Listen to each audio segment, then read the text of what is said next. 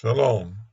This week's Parsha, Chayei Sarah, we have the last of the discussion, the last of the facts pertaining to Ishmael, Abraham's son from Sarah's servant Hagar.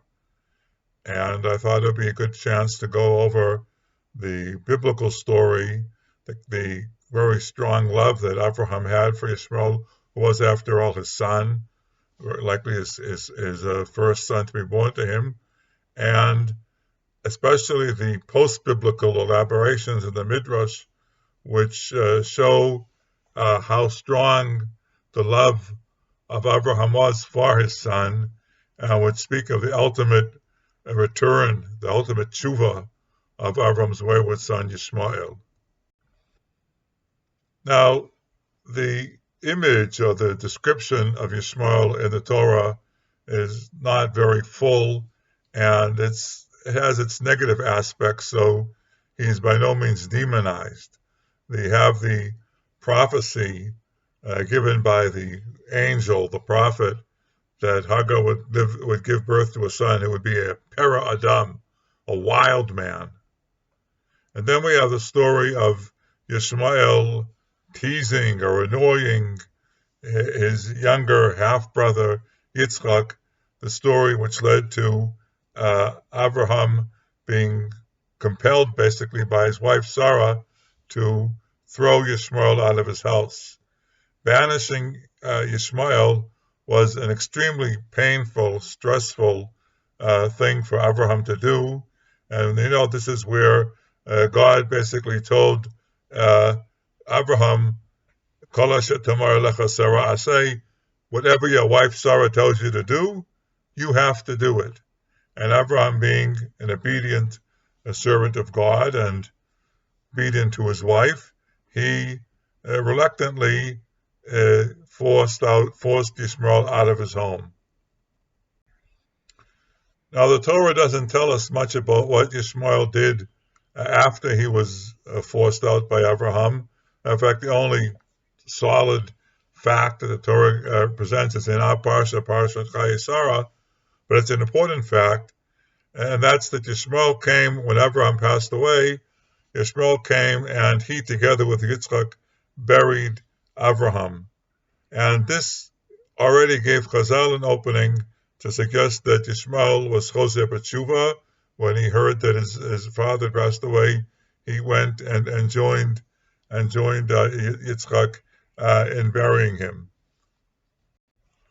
However, a very late Midrash, Pirqei di-Rebbe Eliezer, a Midrash which actually was composed for the most part after the emergence of Islam, and perhaps you can see in this story some shades of Islamic influence or some reaction to Islam. And there we have some poignant stories that illustrate both Abraham's undying love for his son, it's after all his son, Ishmael, and Ishmael's Teshuvah, realizing that he had gone on the wrong path and mending his ways. The Pirqei di-Rebbe Ishmael gives two short stories. One is that 3 years after Avraham had been forced to throw Ishmael out of the house, he decided he wanted to go visit Ishmael, and Sarah, his wife, gave him permission on the condition that Avraham does not dismount from his camel when he gets to Ishmael's house, because apparently she was afraid that that would lead him to get too much attached again to his son. Avraham agreed. He rode his camels out into the desert and found Ishmael's tent. Ishmael was not home. His wife was there, and she told him that Ishmael's not home. He went out to the market to buy some fruits. And then Avraham said,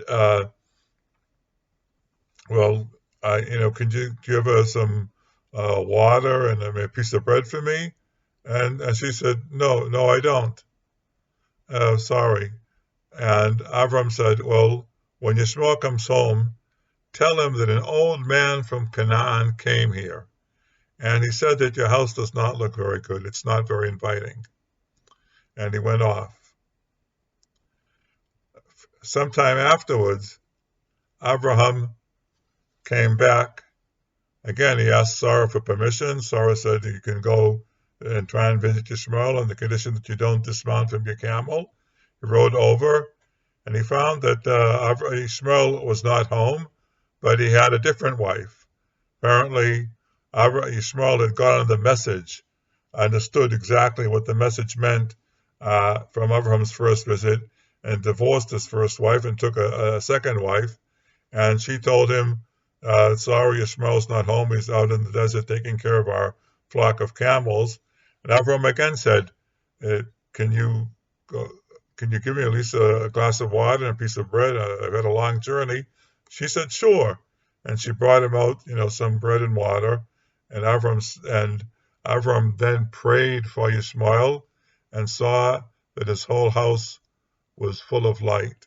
Ishmael's tent lit up. And when Ishmael came home, he realized what had happened, and it gave him a great peace of mind to hear that he had done the right thing.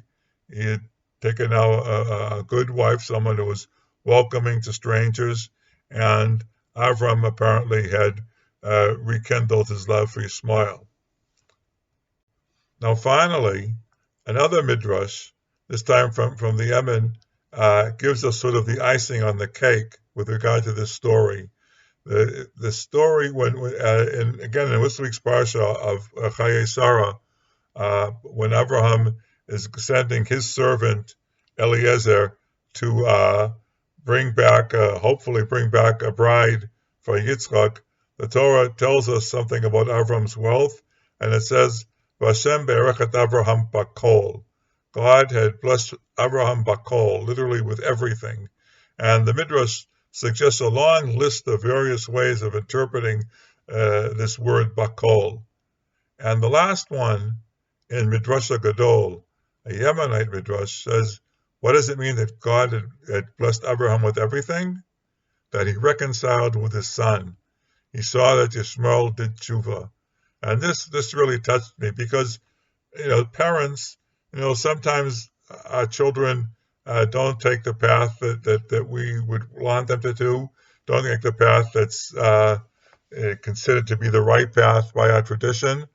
Even so, as parents, we never, lose our love for them, never give up on them, and are always hopeful until our last breath that someday they'll come back and get on the right path. That's the path of our tradition. And Avraham had that zchut. He lived to see his wayward son Ishmael do Teshuvah and get on the right path. And it's hard to think of a more fitting way to describe that as Hashem be'erechet Avraham bakol. He was blessed with everything. Thank you very much, and Shabbat Shalom.